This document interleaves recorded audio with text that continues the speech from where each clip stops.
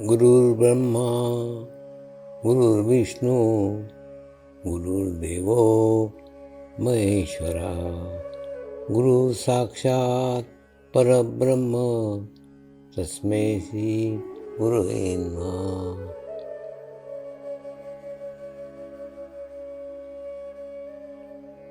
ध्यान की उस स्थिति में जाएंगे जहाँ शरीर भाव पूर्णतः समाप्त हो जाता है।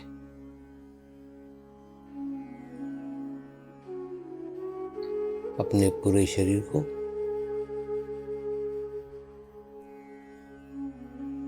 पूर्णतः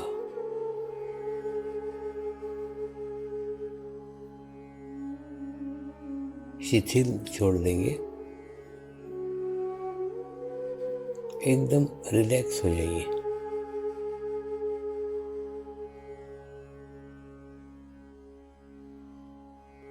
मंत्र का उच्चारण करेंगे। मैं एक पवित्र आत्मा हूँ। मैं एक शुद्ध आत्मा हूँ। मैं एक पवित्र आत्मा हूँ। मैं एक शुद्ध आत्मा हूँ। मैं एक पवित्र आत्मा हूँ। मैं एक शुद्ध आत्मा हूँ।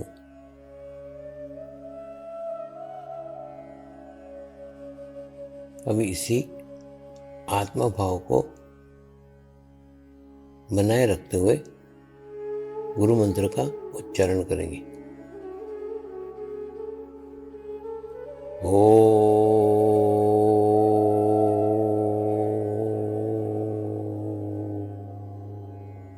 श्री शिवकृपानंद स्वामी नमो नमः।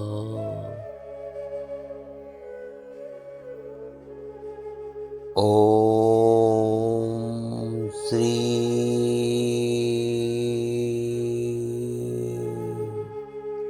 शिवकृपानंद स्वामी नमो नमः।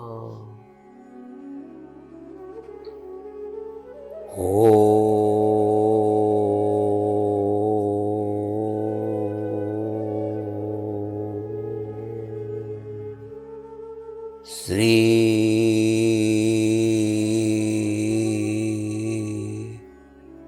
शिवकृपानंद स्वामी नमो नमः।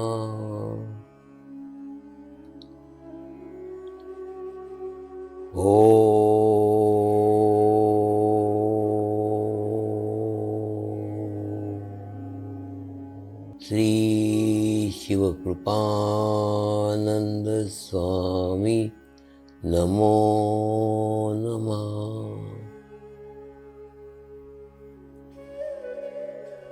ओम श्री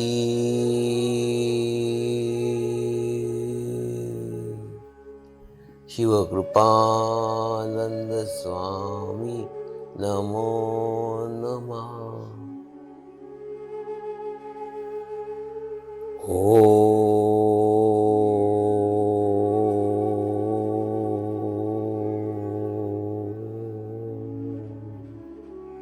श्री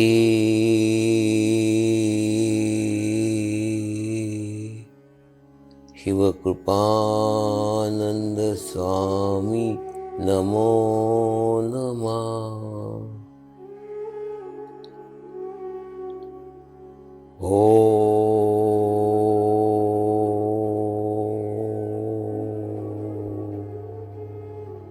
श्री शिवकृपानंद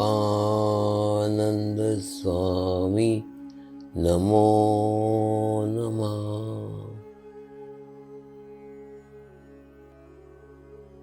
ओम श्री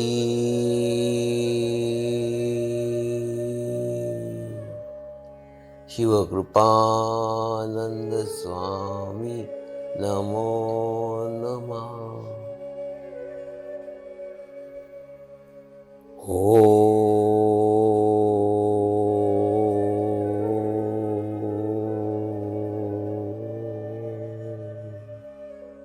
श्री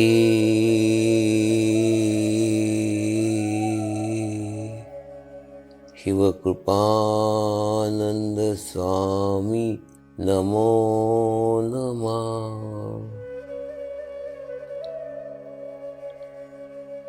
अब आप अपना चित्त सहस्त्रार पे रख के थोड़ी देर के लिए ध्यान में जाएंगे। एक स्थान पे एक बुढ़िया मेरे को मिलने के लिए आई और उस बुढ़िया ने बोला एक फकीर बाबा है, उन्होंने तुमको बुलाया है और कल शाम को तुमको मेरे साथ चलने का है। तो एक नाव से हम ऐसे बीचों बीच एक किला था, टूटा फूटा एक किला था, नाव से उसके पास गए। वो बोले मैं 40 साल से वहाँ सिर्फ चाय देने जाती हूँ शाम को, बाकी दिन भर में कुछ खाते नहीं पीते नहीं, लेकिन वो कैसे जिंदा है वो भी मालूम नहीं, और 40 साल में वो किसी को मिले ये मुझे याद नहीं, लेकिन तुमको बुलाया है। तो कुछ नहीं, उसके साथ गया वो किले में, तो एक फकीर बैठे हुए थे। दूसरा, जैसे पुराने किले में रहता है कि कबाड़ खाना, वैसे पूरा कबाड़ खाना था, वो पूरे किले के अंदर कबाड़ खाना था। लेकिन कबाड़ खाने में कहीं पे भी कोई बदबू नहीं थी। जैसे ही उस किले में प्रवेश किया,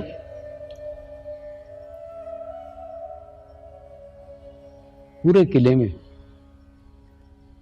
देशी गुलाब की खुशबू ही खुशबू आने लग गई।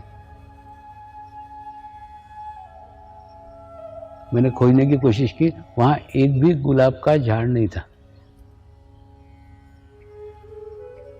एक भी गुलाब का झाड़ जहां नहीं हो, वहां पूरे किले में गुलाबी गुलाब की खुशबू आना।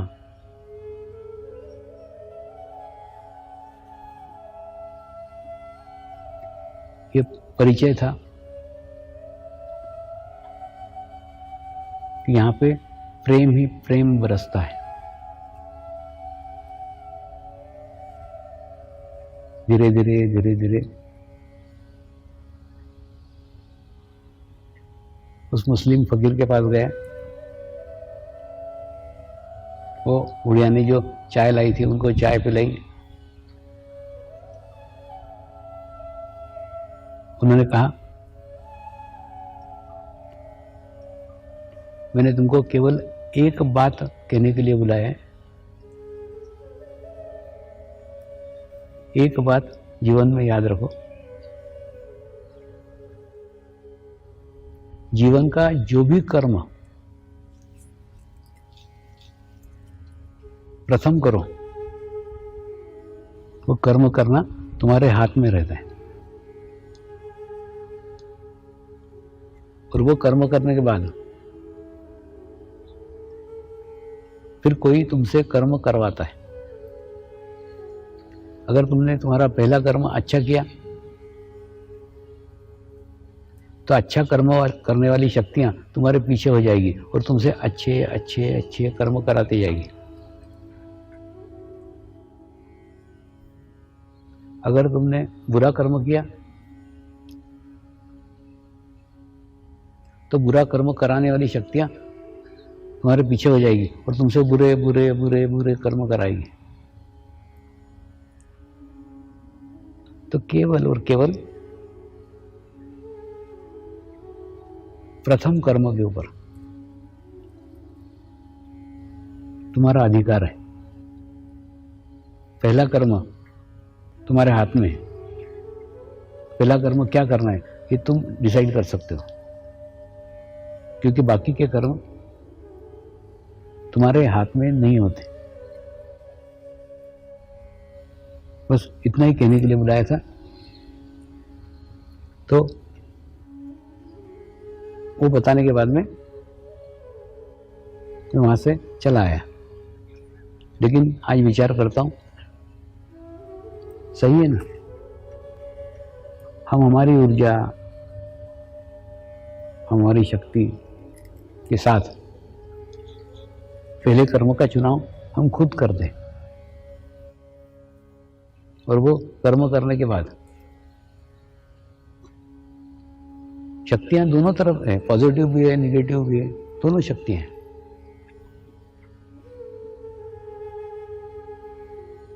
तुम जैसा कर्म करोगे ना, वैसे कर्म करने वाली शक्तियां तुम्हारे पीछे हो जाएगी, और तुम्हारे हाथ से फिर अच्छे अच्छे अच्छे या बुरे बुरे बुरे कर्म कराएगी। और बाकी फिर उन कर्मों के ऊपर हमारे हाथ में कुछ नहीं रहता। इसलिए वो मुस्लिम फकीर ने कहा, वो सही है कि मनुष्य ने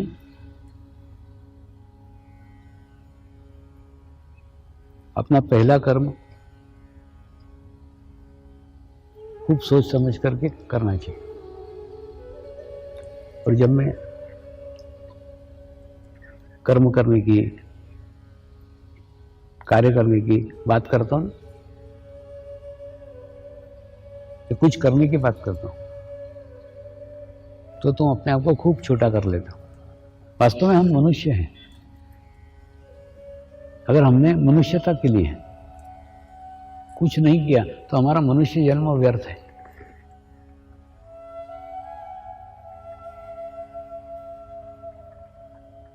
तो पहले हम मनुष्य है, इसका एहसास करो ना। और दूसरा, जैसे वहां गुलाब के खुशबू क्यों आ रही थी, वहां पर प्रेम तत्व बह रहा था। प्रेम तत्व बह रहा था यानी, क्योंकि निर्व्याज प्रेम का अर्थ है वो किसको दे रहे हैं, किसके लिए, ऐसा नहीं, सबके लिए, अक्खे मनुष्य मात्र के लिए वो प्रेम दे रहे हैं। किसी एक मनुष्य या किसी एक व्यक्ति के लिए नहीं। जैसे आप सड़क पे से जा रहे हो, आपको रास्ते में एक खील पड़ी मिली, तो आपने खील तुरंत उठाई, बाजू में रख दी, किसी के पैर में नहीं चुभ जाए। पीछे कौन आ रहा है वो भी पता नहीं, किसके पैर में चुभेगी ये भी पता नहीं, माने आपको कुछ पता नहीं है किसके पैर में चुभेगी, कौन, कुछ नहीं। लेकिन किसी के भी फिलिंग द ब्लैंक्स, मतलब वो जो कौन है वो नहीं मालूम है। अगर वो खील उठा करके आप बाजू करते हो तो ये कार्य आप मनुष्यता के लिए करते हो। एकदम छोटा सा उदाहरण बताए रोजमर्रा के जीवन का, माने कौन आने वाला है, किसके पैर में चुभेगी, अपने वाले के पर है, कुछ नहीं मालूम। ये खील किसी के भी पैर में नहीं चुभनी चाहिए। ये भाव तुम्हारा, माने तुम्हारा हार्ट ओपन है, सबके लिए खुला है। किसी का भी बुरा होना आप चाहते नहीं, आप नहीं चाहते खील किसी को भी लगे। आने वाला कौन है वो उसका कोई लेना देना नहीं है। आपका नियम आपके लिए नहीं, सबके लिए, कोई भी आए। ऐसी एक घटना कलकत्ते में मेरे साधना के समय हुई थी।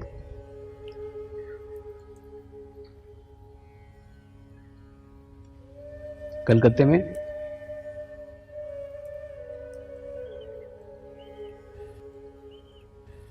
कुछ दिन मैं देवी के मंदिर के पास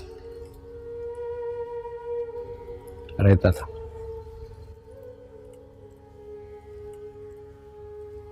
एक दिन मेरी इच्छा हुई कटिंग बनाने की, तो बाहर एक टपरी नुमा नाई की दुकान थी। वो नाई की दुकान में गए, उसको दरवाजे भी नहीं था, ऐसा आड़ा एक पतरा डाल के रखा था, वही दरवाजा। तो उसने वो दरवाजा जस्ट खुला ही था, दक्षिणेश्वर काली मंदिर के सामने की बात है। तो वो बूढ़ा एक नाई था, उसने ऐसा अगरबत्ती वगैरह काली के फोटो को दिखाई, बैठा प्रार्थना वार्थना कुछ करा, और कोई नहीं था उसके यहाँ गिराई। पहला गिराक मैं ही था। मेरी अच्छे से उसने दाढ़ी बनाई, कटिंग बनाई। कटिंग बनाने के बाद में उसके पैसे देने लग गया मैं।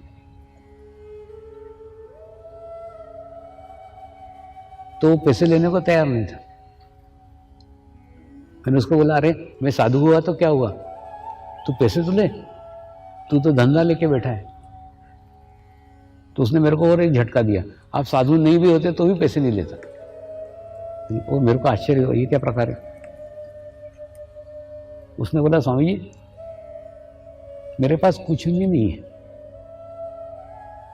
और मैं ये रोजी रोटी मेरी ये छोड़ करके मैं कहीं जा नहीं सकता। मेरे पास सिर्फ ये कैंची और कंघा है और कुछ नहीं। और दूसरा, मैं ये छोड़ करके जाऊं, कुछ करने जाऊं, मेरी इच्छा है कि मैं मनुष्यता के लिए कुछ करूं, मैं समाज के लिए करूं, कुछ लोगों के लिए करूं। मेरे अंदर खूब भाव है, खूब इच्छा है, लेकिन मेरी परिस्थिति नहीं है कि ऐसे करके जा सकता हूं। तो फिर मैंने क्या रास्ता निकाला, मैंने एक मार्ग निकाला कि रोज मेरे दुकान में जो भी व्यक्ति कटिंग करने पहले आए उसकी कटिंग में फ्री में बनाऊंगा। ये मेरा नियम है 40 साल से। 40 साल से आने वाले व्यक्ति की फ्री में कटिंग बना रहा हूं, जो भी व्यक्ति मेरे दुकान में पहले आता है। तो वो करने से मुझे एक सेटिस्फेक्शन मिलता है, मुझे एक समाधान मिलता है कि मैं भी मनुष्यता के लिए कुछ कर रहा हूं, मैं भी समाज के लिए कर रहा हूं। तो कृपया मुझे पैसे मत दीजिए, मेरा समाधान मत छीनिए। उसने रिक्वेस्ट की और इतना तर्क दिया कि फिर मैं कुछ बोल ही नहीं पाया। तो वो आदमी 40 साल से जो भी व्यक्ति उसके दुकान में कटिंग करने आए उसकी पहली कटिंग वो फ्री में बनाता था। ये उदाहरण मैं आपको इसलिए दे रहा हूं कि अगर आप करने की इच्छा रखें तो उस नाई से गए बीते निश्चित आप नहीं है। टपरी नुमा दुकान में नहीं बैठे, कैंची कंघा लेके नहीं बैठे।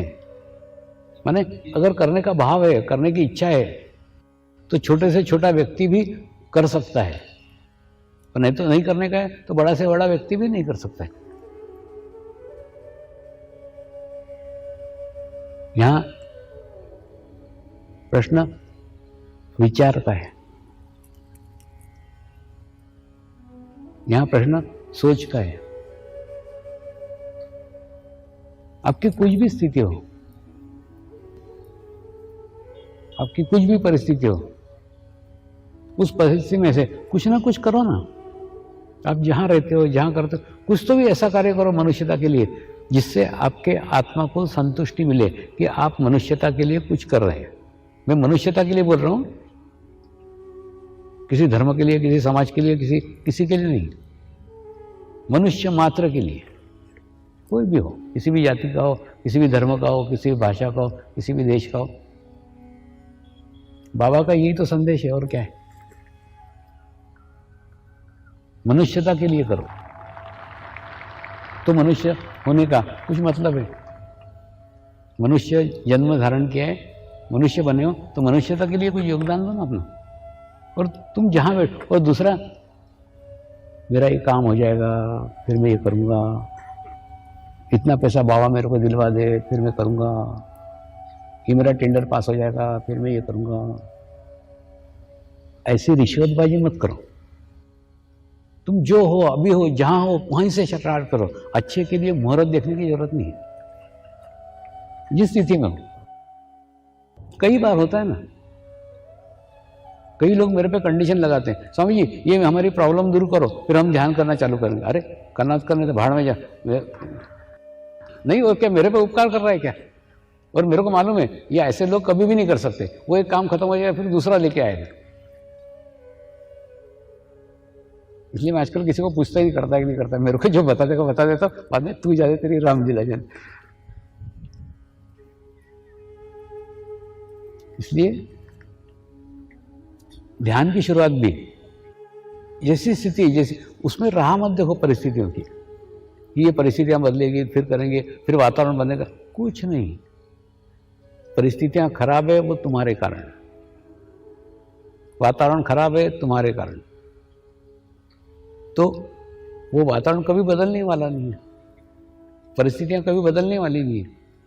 बेटर क्या है, अच्छा क्या है कि तुम जो स्थिति है उसी स्थिति में ध्यान चालू करो, मेडिटेशन चालू करो। और मेडिटेशन चालू करोगे तो क्या होगा, अंतर्मुखी जाना चालू हो गया, अंतर्मुखी जाना चालू हो गया, अंदर का स्थिति अच्छा होना चालू हो जाएगा। अंदर का स्थिति अच्छा चालू होगा, बाहर का परिस्थिति अच्छा हो जाएगा। हम क्या करते हैं, सारी ताकत, सारी ऊर्जा, सारी एनर्जी बाहर का स्थिति ठीक करने के लिए करते हैं, लेकिन आवश्यकता है अंदर का स्थिति ठीक करने के लिए। दूसरा, हम ना बीमार पड़ते हैं या कुछ और तकलीफ होती है तो हम डॉक्टर के पास जाते हैं, डॉक्टर की दवाइयाँ लेते हैं, डॉक्टर के ट्रीटमेंट लेते हैं, यानी एलोपैथी को मान्यता देते हैं, उसको अपनाते हैं, उसको ग्रहण करते हैं। ठीक उसी प्रकार से जब आपको ब्लड की आवश्यकता रहती है तब आप ब्लड भी लेते हैं, दूसरे का भी ब्लड लेते हैं। और जब ब्लड लेते हैं तब ये नहीं पूछते ये हिंदू का है क्या, मुसलमान का है, क्रिश्चियन का है क्या, ब्राह्मण का है क्या, कुछ नहीं।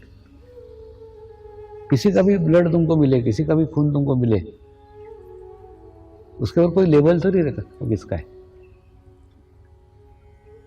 वो ब्लड लेते हैं और अपनी जान बचाते हैं। यानी आप आपकी जान बचाने के लिए खून ले भी सकते हैं। जब खून ले सकते हैं तो खून दान करो ना, रक्तदान भी किया करो, वो भी एक डोनेशन है, वो भी एक दान है, वो भी एक कर सकते हो। और जैसे रक्तदान कर सकते हो वैसे अंगदान भी करो ना। आज हमारे देश में अंगदान की खूब आवश्यकता है। आप सोचो ना, आप जाने के बाद में आपको गाड़ दे, आपको जला डाले और वो अंग नष्ट हो जाए, उससे अच्छा है आपके अंगों के द्वारा किसी को आंखें मिल जाए, किसी को लीवर मिल जाए, किसी को हृदय मिल जाए, दूसरे किसी को और अवयव मिले, जिससे दूसरे को जीवन मिले। आपके माध्यम से आप दूसरे को जीवन दे रहे हो।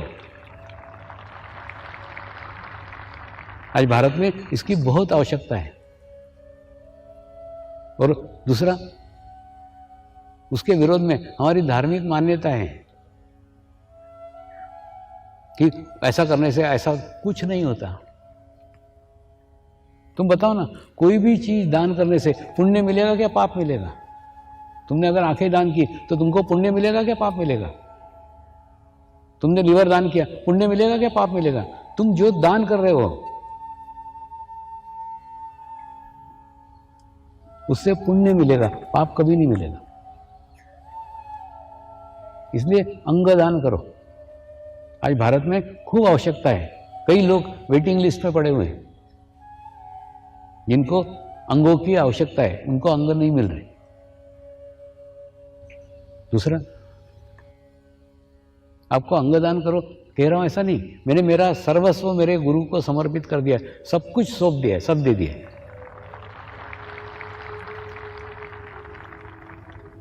यहां तक कि मैंने मेरा शरीर भी दे दिया है, इसीलिए मेरे शरीर के ऊपर मेरे गुरुओं ने कई प्रक्रियाएं की हुई है।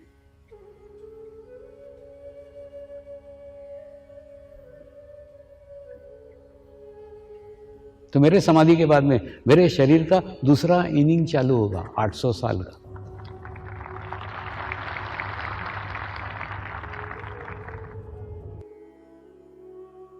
शरीर के माध्यम से फिर भी गुरु कार्यरत रहने वाला है। क्यों? क्योंकि गुरुओं को शरीर भी सौंप दिया था, सब कुछ दे दिया, कुछ अपना बाकी ही नहीं रहा, एकदम खाली रिकामा।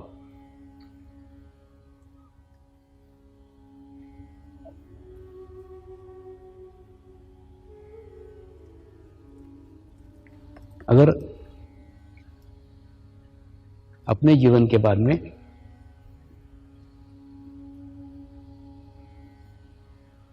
अपना जीवन किसी मनुष्यता के काम आए, इससे अच्छा क्या अवसर हो सकता है। मैंने फिर इस्तेमाल किया शब्द मनुष्यता, किसके काम आए पता नहीं।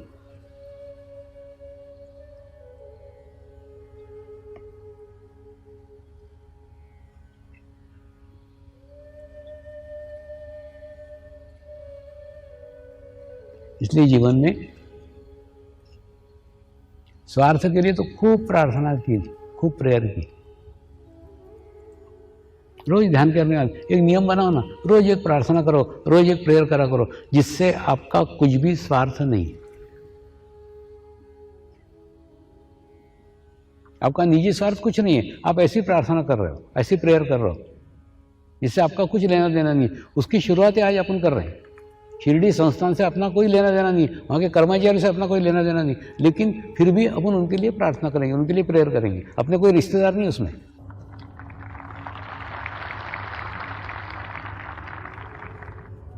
तो ऐसे रास्ते आप भी खोजो ना।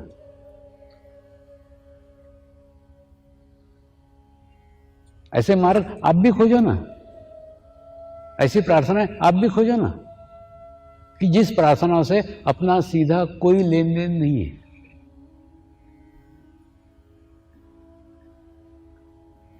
जिन प्रार्थना से अपना कोई संबंध नहीं है, निस्वार्थ भाव से। जब हम प्रार्थना करते हैं ना, तो प्रार्थना शरीर से नहीं, आत्मा से होती है। तो ऐसे निस्वार्थ भाव से प्रार्थना करो। और दूसरा, प्रेम भाव किसी व्यक्ति के प्रति नहीं, किसी समाज के प्रति नहीं, किसी धर्म के प्रति, सब मनुष्यता के प्रति, सबके प्रति प्रेम भाव रखो, सबके प्रति अच्छा भाव रखो।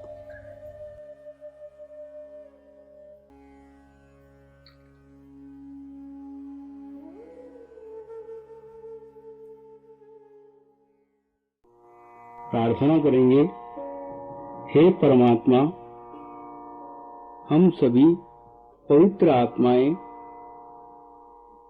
आपको हृदय से प्रार्थना करते हैं कि सारे विश्व में शांति हो, सारे विश्व के आत्माओं की आध्यात्मिक उन्नति हो एवं सर्वांगीण उन्नति हो। यही हम सब आत्माओं की शुद्ध इच्छा है। हे परमात्मा, हम सभी पवित्र आत्माएं आपको हृदय से प्रार्थना करते हैं कि हमारे सद्गुरु श्री शिव कृपानंद स्वामी जी का स्वास्थ्य सदैव अच्छा रहे, उनकी आयु दीर्घ हो। यही हम सब आत्माओं की शुद्ध प्रार्थना है, शुद्ध प्रार्थना है, शुद्ध प्रार्थना है। शांति पाठ करेंगे। ओम ध्यो शांति अंतरिक्ष गुम शांति पृथ्वी शांति रापः शांति औषधयः शांति वनस्पतयः शांति विश्वे देवाः शांति ब्रह्म शांति सर्वगं शांति शांति एव शांति सामा शांति एधि ओम शांति शांति शांति सर्व इष्ट सुशांति भवतु।